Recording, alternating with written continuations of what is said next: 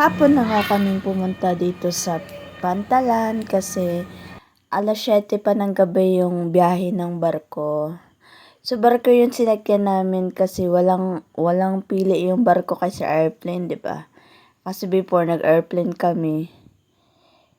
Ayun yung stepson ko. Da, gusto niya siya akala niya kaya niya. So sa nakita niyo yung barko, the same pa din yung sinakyan namin papuntang pauwi. So dito muna ako sa may dining area sa barko.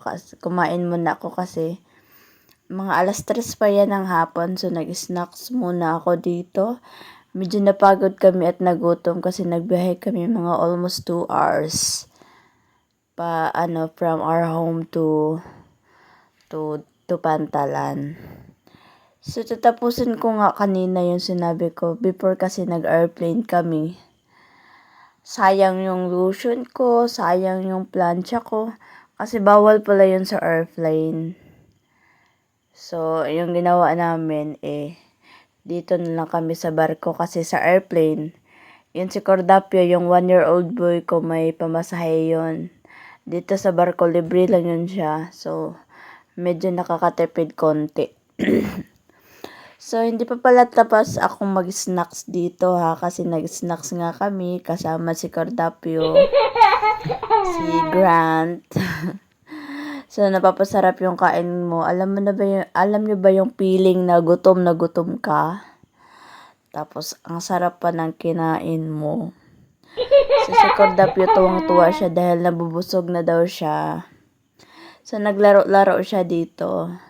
Hinayaan ko lang siya maglaro. So alam niyo naman yung mga baby. Sila yung bossing sa buhay natin. Ayun, nahulog si Cordapio. Oh my goodness.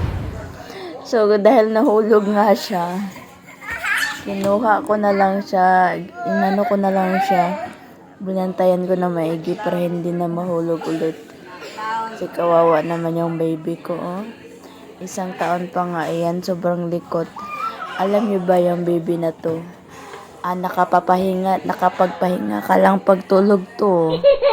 Pag hindi tutulog, ay nako, ibigay mo ng 100% na energy mo dito. Kasi alam niyo yung batang to, super hyper talaga siya. Sobrang likot. Parang palagi siyang energetic. Parang nakainom nga ng energy drink. Oh my goodness. So, bit-bit ko pala si Cordapio, pero papunta na kami dito. Dito kami kumakain, ayan. So, dinala na namin yung bags ko. So, nakalimutan ko na mag-video dito kasi, malapit na din maggabi. Ayan, paandar na yung barko. So, sa Cordapio is dito na kami sa tourist area. Nag-prepare na kami para sa higaan namin kasi ang lamig naman talaga dito sa Torres. Ang ng aircon nila, grabe, super lamig yung aircon nila dito. Dati kasi, before, yung papunta pa uwi kami, yung Torres din yung pinili namin, pero doon sa 3rd floor. Ipangit pala yung sa 3rd floor, hindi siya katulad dito sa 2nd floor. Maganda yung 2nd floor ng namin.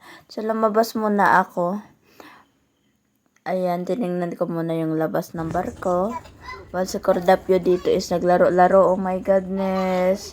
Kahit saan kanina nakita niyo sa taas siya. So ngayon naman sa baba na naman kung ano-ano yun yung pinulot niya. Ayan, nag-on off na naman siya dito sa may lights. Oh my God, itong anak ko, super likot niya. So matagal nga siya nakakatulog. So hindi na pala ako nag-video na natulog kami dahil 5:00 na ng umaga. So nakita niyo na yung sunrise. So sunrise is here. So subaybayan niyo po sana yung ipapakita ko sa inyo yung SLEX ng Cebu Cardaba. Makikita nyo later. Makikita nyo yung umaga, yung talaga, yung hitsura niya sa umaga. Maganda din naman siya sa umaga, pero Feeling ko ang ganda niya paggabi kasi may lights siya. So, binidyohan ko nga siya, yung pauwi kaming hometown namin. So, binibidyohan ko siya kasi gabi kami nag-start doon. Binibidyohan ko siya yung mga lights niya.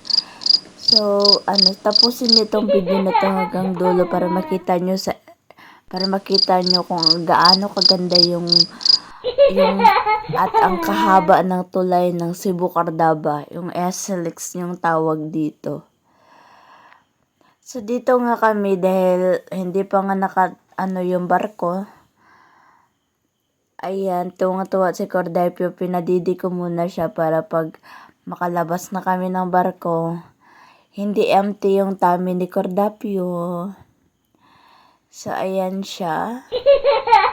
Ayan, super clingy ng baby na to. Gusto niya, sinasamahan siya palagi. Gusto niya mag-hug-hug siya palagi. Ang sweet ng baby na to. Tapos, sinusubuan ka niya pag kumain siya. So, nakita nyo, palanding na nga yung barko. Padunggo na yung barko. Diba? Ang ganda ng panahon. Thanks to God dahil maganda yung panahon. Maganda yung biyahe namin. So, ayan na. Tingnan nyo namin yung takbo ng barko dito. Diba? So, dahil malapit na nga kami sa dunggoan ng barko, so makikita na natin ang mga building. Ayan, 'di ba? Nakikita na natin yung mga building ng Cebu. Ayan, maganda pala tingnan. Ito yung SLEX. Ayan yung pinakamahabang tulay sa Cebu Cardaba. Ayan yung itsura niya pag morning. Sobrang haba niya. Sobrang haba, tapos ayan, sinakita nyo ang haba ng tulay na yan. Tapos, sobrang taas pa. Pag nakita nyo yung mga sasakyan, ang liliit na lang tignan. Sobrang taas niya. So, yung dumadaan pala dito is hindi ordinaryong motorcycle. Dapat mga 200cc na yung dahil sa sobrang lakas ng hangin. Alam niyo naman kung mahaba ang lalakas talaga ng hangin, dyan dapat mabilis yung takbo ng sasakyan. Yung sasakyan at saka yung motor naman is yung 200cc pataas yung dapat lang dumadaan dito. Hindi na pinapayagan yung mga 120cc ganon. Hindi na yung pinapayagan kasi aanuhin na yan ng hangin. Ayan, kaya yung pumupunta dyan is mga high-end lang, mga social, tapos parang private ata yan. Ayan, shortcut kasi yan pag dyan ka dumadaan, shortcut yan. Pero may bayad daw yan pag dumadaan ka dito. So, ipapakita ko sa inyo yung itsura niya paggabi. Sobrang ganda paggabi kasi nag-iibang ang kulay ng tulay na yan.